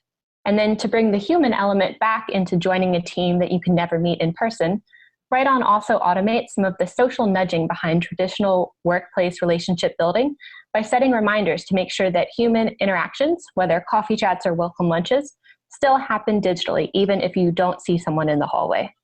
We're especially excited about the growth potential of our best day one experience mindset because there are a lot of day ones that could be improved, from new project assignment to new moms returning to the workforce, and we can help with that. We are planning to offer 3 levels of service. Our baseline core service offers our onboarding platform with one universal onboarding solution that a company can tailor to itself. Larger companies who want to customize onboarding processes to multiple teams can opt into our classic or our concierge tiers to have more onboarding flows available to them. And we're still market testing pricing, but this is kind of our initial thoughts on what these tiers could look like. To talk more about our current solution, I'd like to hand you off to Matt. Thanks, Erin. So as many of you guys know, this is the typical solution in the market. You're onboarded to a new job, you receive 5 to 10 emails, you receive 1 email with 5 to 10 tasks. That sets you up with like 15 to 20 different tasks before you even meet anyone. I mean, that's just a horrible solution. Look at that screen, all these different emails, all these different tasks. You don't know what's going on. This is the Right On solution. 1 email. You get that email, you open it, click 1 button, and you get taken into a dashboard, the Right On dashboard, that shows you what you need to do, what your manager can follow what you're doing, sends you gentle nudges on when you need to keep everything up to date. So you have one place, one platform that completes the entire onboarding solution. So we're super excited. After hundreds of user interviews and iterating on the product over and over again, we finally have a soft commit. And this is super exciting. Staples, a remote manager, has a team of 30 employees. And he gave us lots of good insight and wants his product in his hands as soon as possible. So you got to help us build this product. So these are some of the insights we gained. About 20% of the onboarding process slips through the cracks. Think about that. 1 in 5 different processes during your onboarding process to a new job slips through the cracks. He currently has a 5 out of 10 satisfaction rating on his current solution, which is mostly Google Docs, Excel sheets, and 100% manager accountability. He's responsible for every single task that a new employee needs to do on a daily basis. We want to make that 100% accountability on Right On. We want the Right On platform to have 100% accountability. the market's reacting. There are incumbents in this space, and you can see right now on Facebook ads, Google ads, their messaging is completely changing. They're going from in-person solutions to remote-first solutions. And this only energizes us more because we're a remote-first company, and we know that we'll be able to do it better than any of these players. It's a huge opportunity. There are 5.6 million companies in the US. We have a tiny penetration, and this company is going to be massive. Here's some crazy stats. Regular work from home has grown 173% since 2005. The core of the future workforce, millennials, prioritize flexibility and work from home. So we need to offer that and make it easy. And finally, many analytics firms predict a 10-fold increase in work from home over just the next 2 years. Thank you so much. This is our email. Please feel free to email us. Thanks again.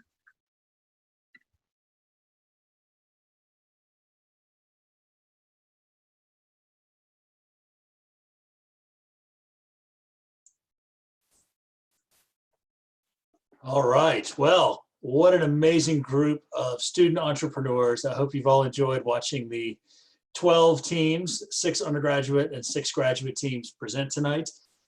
Our judges are going to continue filling out their judge forms, and we're going to be tabulating the scores. And in just a few minutes, we will announce the recipients of this year's top prizes. In the meantime, I get a chance to present our next set, and this is our final set of Entrepreneurial Excellence Awards for 2020. This one is particularly special for me. It's what we call our Outstanding Entrepreneurial Leadership Award. And this one goes to people who really made an impact in our community over the last year. Okay, before I make that presentation, you can see on your screen the Audience Choice Award is in progress. So looks like, I believe we had to split it into 2 groups. So you get to choose, using the poll on your screen, which of the teams in each of the divisions was your favorite. So please pick your favorite pitch and continue to vote for that as we continue to, I guess we'll keep that open for a couple of more minutes now.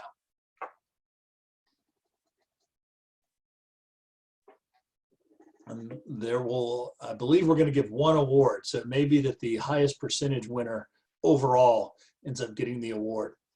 I think I understand that the Zoom poll did not allow us to put 12 options into 1 question. So we had to divide it into 2 questions.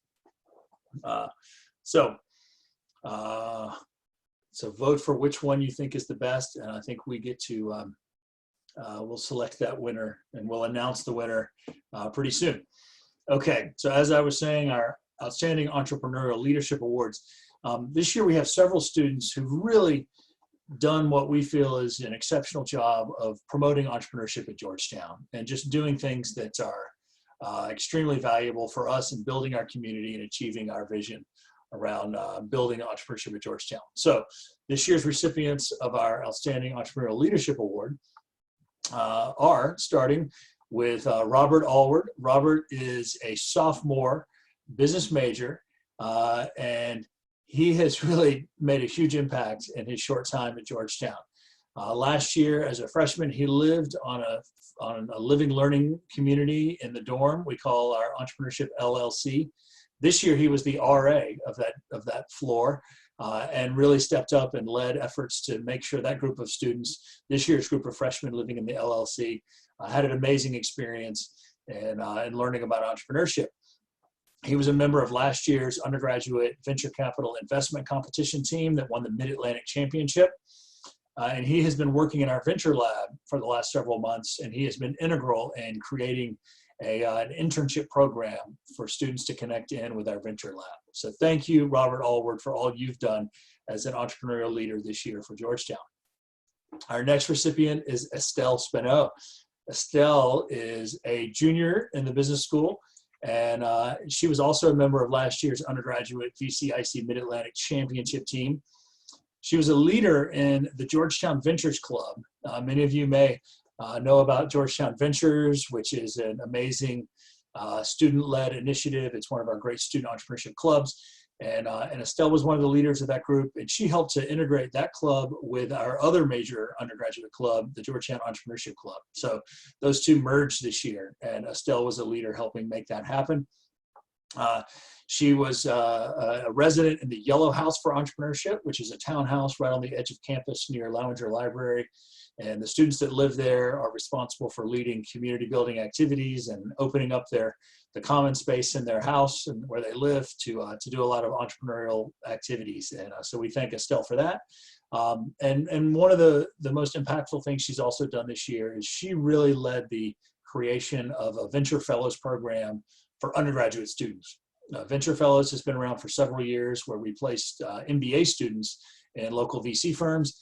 And Estelle was one of the important instigators to help us expand that program to undergraduates this year. And she's been working with local venture firms over the last year. So thank you so much, Estelle, and congratulations for all the work you've done for us. Our next recipient is Lily Shui. You've all gotten a chance to meet Lily as our MC for the night. I think she's a professional competition MC. She's been doing that for us for quite a while now and doing an amazing job. She's also one of our student leaders who has really stepped up to help Georgetown Entrepreneurship Club and connecting it in with Georgetown Ventures. And she's helped to kind of expand our Georgetown entrepreneurship programs to parts of the student body that we were not previously connected to. So thank you, Lily. You're just like so many of the students we're talking about here. We hope you'll never graduate, because we depend on students like you to continue helping our program. Next up, Daniel Chapman. So Daniel is the Vice President of Operations in our Georgetown Entrepreneurship Club in the Medical Center. He is pursuing an MD, PhD in neuroscience at Georgetown, and he hopes to develop novel therapies for repeat traumatic brain injury. He's also, in his free time, when he's not busy solving medical problems and taking med school classes, he's co-founded a company called Passion Venta, which is an online platform where trained scientists can discuss scientific topics in an engaging and accessible way with the non-science community.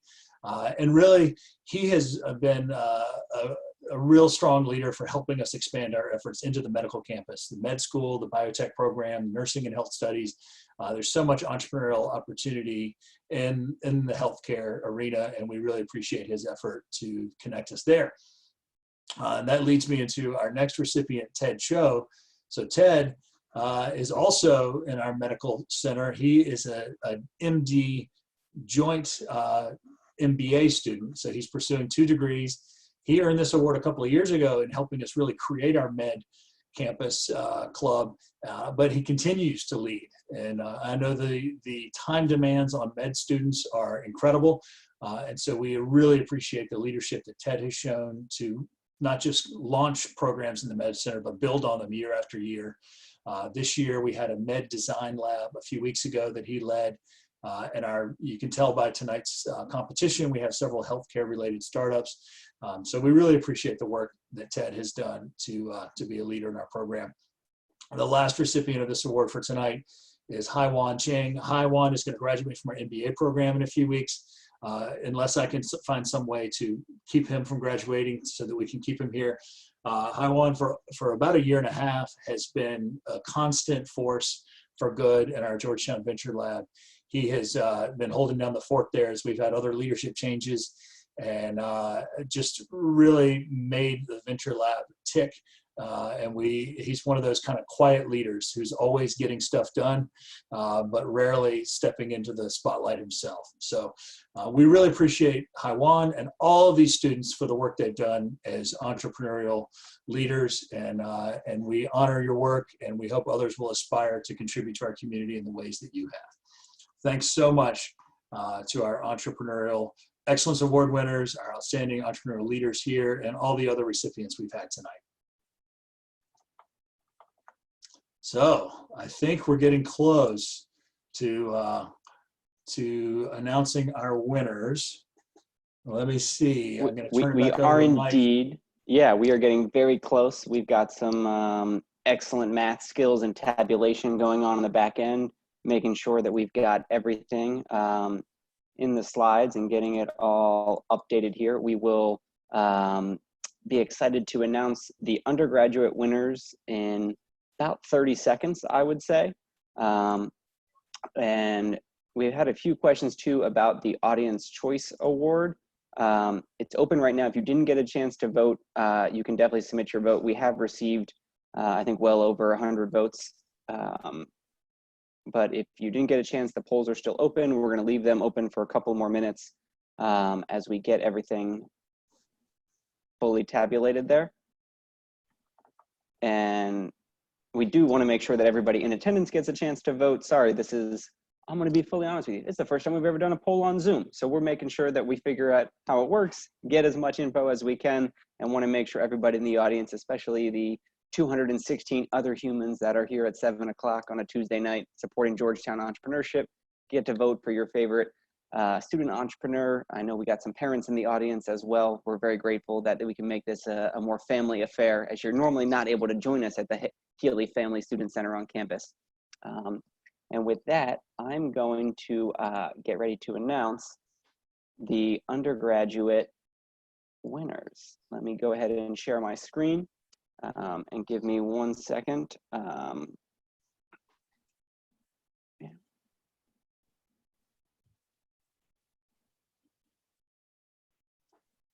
Making sure we get the grad things coming in as well. All right, full screen. We've got the share going on. All right, so once again, thank you to all of the amazing student entrepreneurs who participated in the Georgetown Entrepreneurship Challenge over the past month. We had, I think, 35 undergraduate teams, narrowed it down to these 6 finalists. And now every team that won is guaranteed $1,000. And so I'm excited to congratulate these 4 teams, Identify, Next Round Gifts, Palinor, and The Bar for winning $1,000, making it all the way here to the finals for the competition. And next up, little drum roll, we're going to announce our 2nd place winner, $100, which is School Fashion. So congratulations to Everett and School Fashion for winning 2nd place at tonight's competition. And that means that our grand prize 1st place winner in the undergraduate division is Project Olas and Rebecca Cox. Congratulations to Rebecca. We got a round of applause for you there. Excellent job, not only on the pitch, but all the amazing work that you're doing. We are confident that this $10,000 prize is going to help you really take your business to the next level as you work with a lot of the moms in the Guatemala city garbage dump to help them teach Spanish and educate students here in the US. So congratulations to Project Olas for winning 1st prize. And now I'm gonna move this out for a second, and I'm gonna fill up a little bit of time here by telling you how much I appreciate you and making sure that we've got everything filled in for the upcoming slides. So while Mike's doing that, I'll jump in and just want to give one more thanks to our judging panel. I know that that it's been hard for you to evaluate every team, and probably especially hard to not jump in and ask questions, because I know that would have been the normal way we do things here, and the normal way you would want to interact with entrepreneurs. But we appreciate you filling out the judging forms, and we are tabulating those scores. I know Mike and the rest of the team here is doing multiple things behind the scenes. But thanks to our judging panel. I also just want to thank all those preliminary judges. I see several of you are here tonight as attendees. As Mike mentioned, we had dozens of people who jumped in over the last 3 weeks and helped. And we had, I can't count how many. I think it was like 12 or 13 different judging panels over the last few weeks.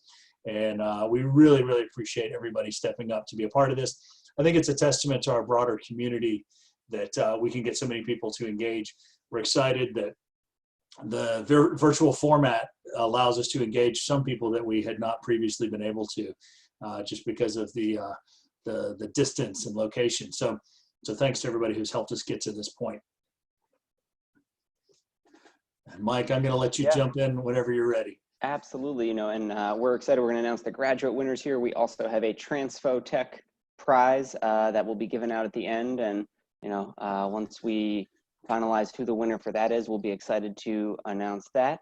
And I am going to pull up the graduate slides now, and thank you everybody for your patience as we do this all live. That's the fun way to do it, right?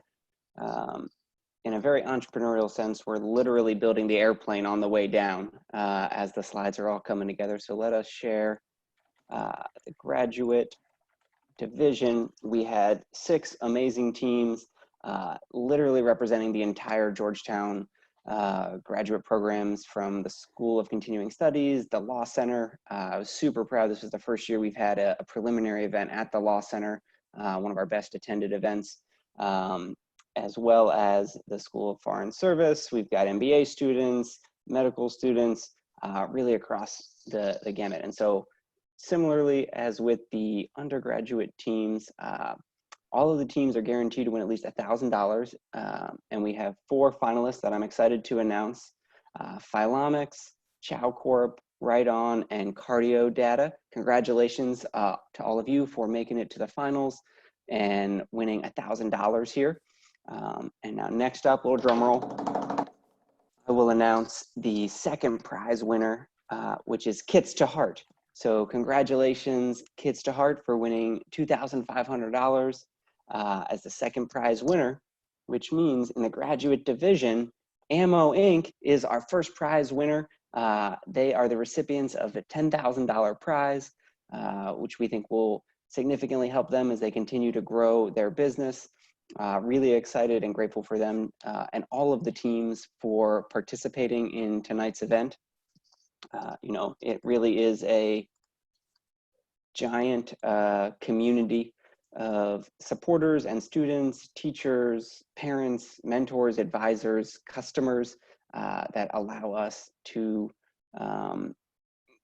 build this community and support these students along their entrepreneurial journeys, and as they really, you know, think through how to develop an entrepreneurial mindset to solve problems. Which means now I'm going to jump to the Audience Choice Award, which we have split up in between the undergrad and grad division. So congrats to Identify in the undergrad division for winning $1,250, as well as Philomics Diagnostics for winning the Audience Choice Award in the graduate division. So each of you will receive additional funding as a result of being the most voted on team by the audience members here. And pause for a second as we just want to wrap up the